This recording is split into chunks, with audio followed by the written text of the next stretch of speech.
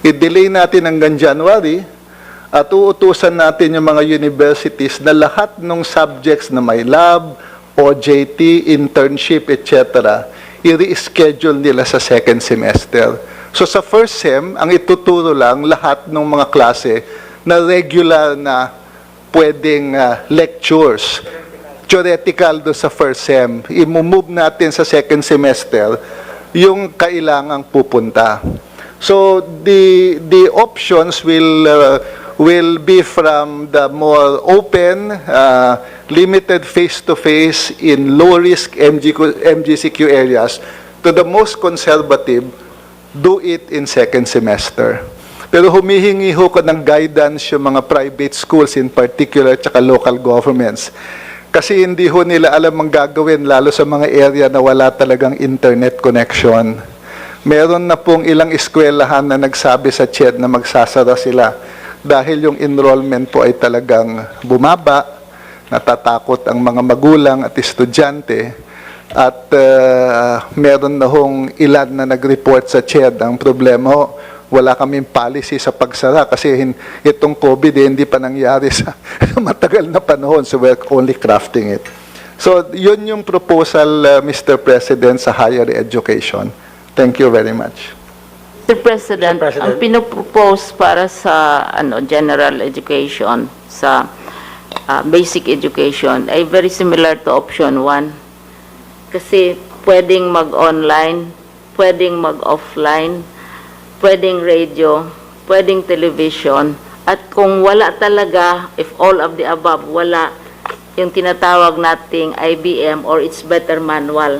Kasi magdi-distribute at the school level ng mga learning resources na i-distribute ng local government sa mga bahay-bahay, sa mga bahay ng mga bata, at saka magre-recruit tayo ng tinatawag na para-teachers kasi hindi naman lahat na teachers, parents kayang magturo. So, in summary, ang hinihingi ng marami ngayon, dumadami, ay yung sinatawag nilang limited na face-to-face.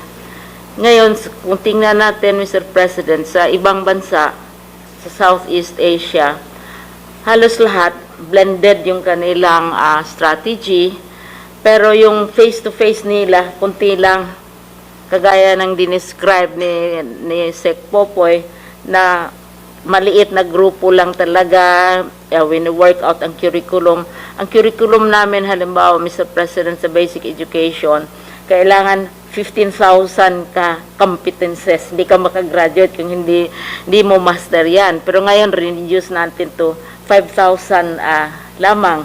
At saka may, as early as this month, tinitrain na natin yung may mga school tayo para sa parents, may school para sa teachers, para makahanda sila kung anumang arrangement ang kalalabasan. May kuryente, walang kuryente, may libro, walang libro, may transistor, walang transistor, may cellphone, ay mag-a-adjust ang eskwelahan. Basta lamang makapagpatuloy ang pag-aaral ng mga bata. So, very similar sa option 1 ang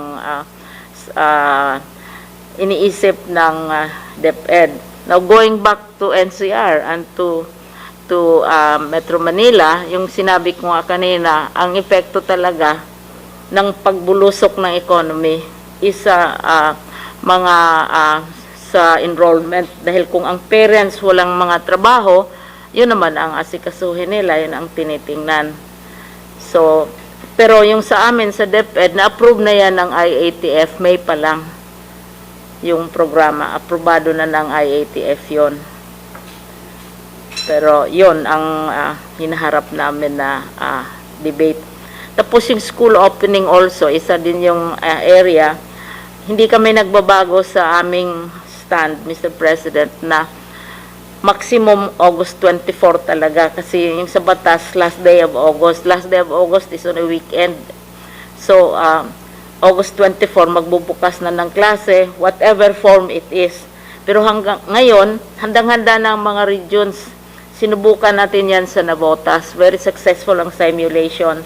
Tapos mayroon ding maliit na eskwelahan. Tinitingnan din natin yung mga maliliit. Sa Siquijor, blended din ang approach nila.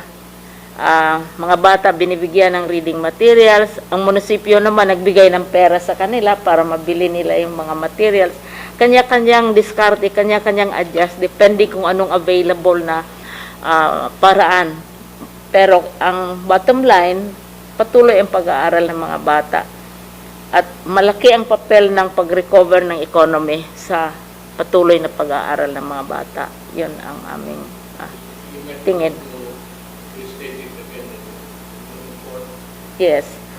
Actually, I have already report already, but it might be, we may not have time. Oo.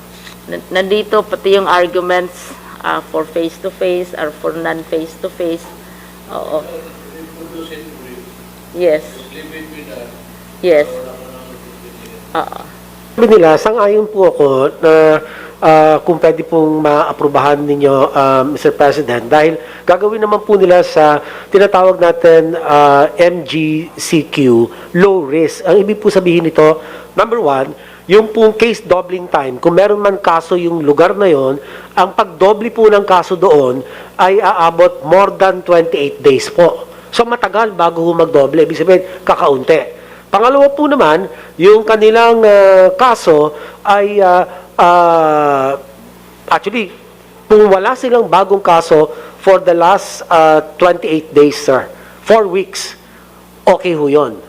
At pangatlo ho, yung kanilang mga critical care, yung health systems capacity po nung lugar na yon ay mababa po yung ginagamit. Yung po tinatawag natin critical care utilization rate, less than 30%. So all of these really favor yung pong kanilang proposition, kasi yung pong binanggit nila na mga 10 estudyante sa isang classroom ay ito po'y naka-align po sa ating tinatawag na mga physical distancing as part of the engineering controls. So yung pong isang entrance, isang exit, maganda po yung mga yan. Yung air conditioning, kailangan nakataas yung temperature to 26 degrees, kasi alam po naman natin, mas madaling kumalat kung nakasara yung kwarto, naka-aircon na mababa ang temperatura or malamig. Ano? So, okay po yun, Mr. President. We strongly endorse it, Mr. President. Mr. President, isa ko lang recommendation siguro for both the CHED and the DepEd. As much as meron tayo sa DILG na coordination at meron tayong body to look at all of these things, I think magkakaroon din tayo ng parang office or bureau, I guess, in the DepEd to yung mga ngasiwa po sa pagtingin dito sa kung mag-open up tayo unti-unti dun sa ating mga schools. I'll return it to Chairman. Mr. President, ito po yung ginawa nila sa Thailand, sa classroom. Yan, hindi lang nakahiwalay yung mga desk, nilagyan ho ng plastic na takip yung mga estudyante. Pwede ho natin sa Pilipinas na mas malalayo pa dyan. Kung kailangan, as much as more than 1 meter if needed, depende ho do sa disenyo ng eskwelahan. Pero yan ho ang ginamit nila. Pero ito sa basic education sa Thailand po ito. Ito yung and then Secretary Galvez has further recommendations on this. Sir. Actually, Mr. President, sa amin, ang nag-approve nitong mga pag-hold ng classes, whatever, in whatever form, ay ang regional director. Kaya may structure na kami, may existing structure na kami, na ang opisina ng regional director, ang mayroong division superintendent, may supervisor. Alam niyo yung sa panahon ng mother ninyo, ganun pa rin. So, alam nila kung ano ang sitwasyon at the school level. Kaya madaling makahanap ng solusyon.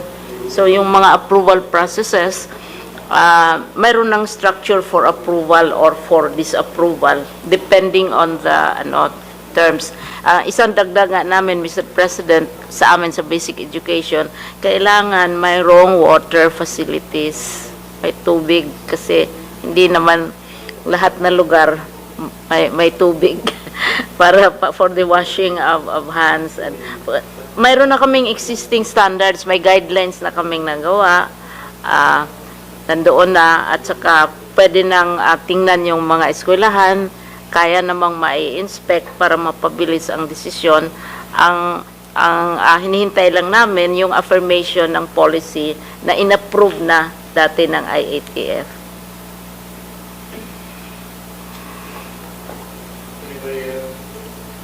Mr. President, sa mga invited resource persons po natin, meron pang dalawa na hindi po natin naririnig. Si Dr. Marisa M. Alejandria at saka si Professor Michael T. po, no? So, kung gusto po nilang magsalita,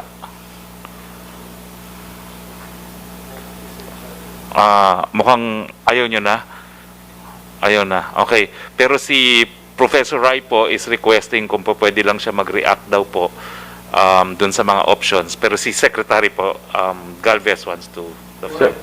Sir, actually sir, in support of the the CHED, may mga schools po sir na may mga kaya yung yung mga may kaya yung pamilya. Yung sinasabi nga namin, pinag-usapan namin na parang cohorting na sila, naka-dormitories. I-check sila ng PCR test. And then pagka na-test sila ng negative, so hindi sila muna alis sa dormitory for a period of time. Kung just in case alis sila sa dormitory, they will be tested again. So yun palagi ko sir, pwede silang ginawa natin, katulad ng ginawa natin po sa sports, sa basketball, na nagkaroon ng cohorting, na bali po, tinest po natin lahat ng mga players. Ganun din ang pwede natin gawin po sa mga schools, mga private schools, na pwede pong, kung nakaano po sila sa dormitories, pwede po natin i-testing lahat po yung estudyante, and then they can stay there until such time that they finish there, no?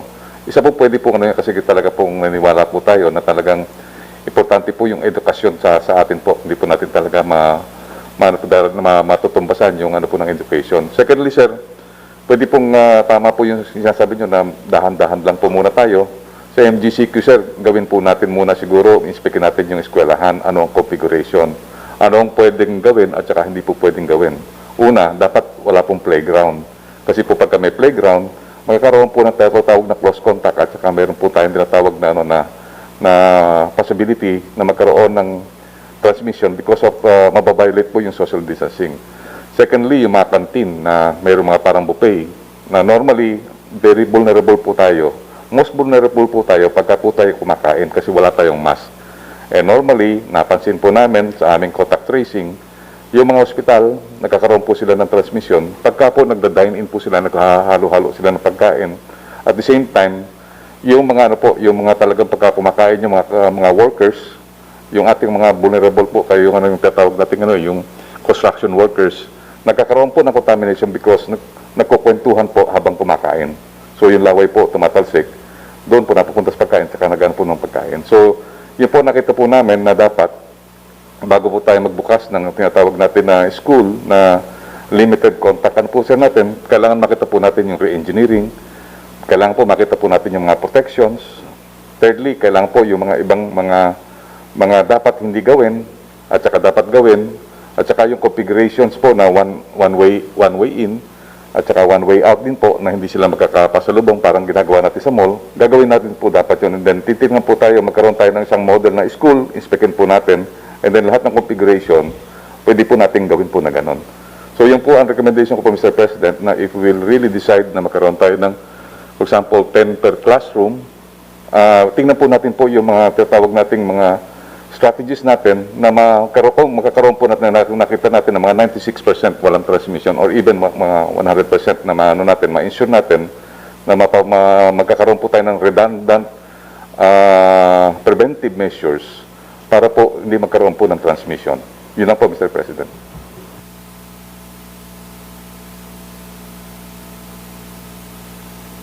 Professor Rai po. Yeah, Mr. President, unang-una, ika-clarify ko lang. Teacher ko si Van Briones at saka si Professor Popoy de Vera sa graduate school.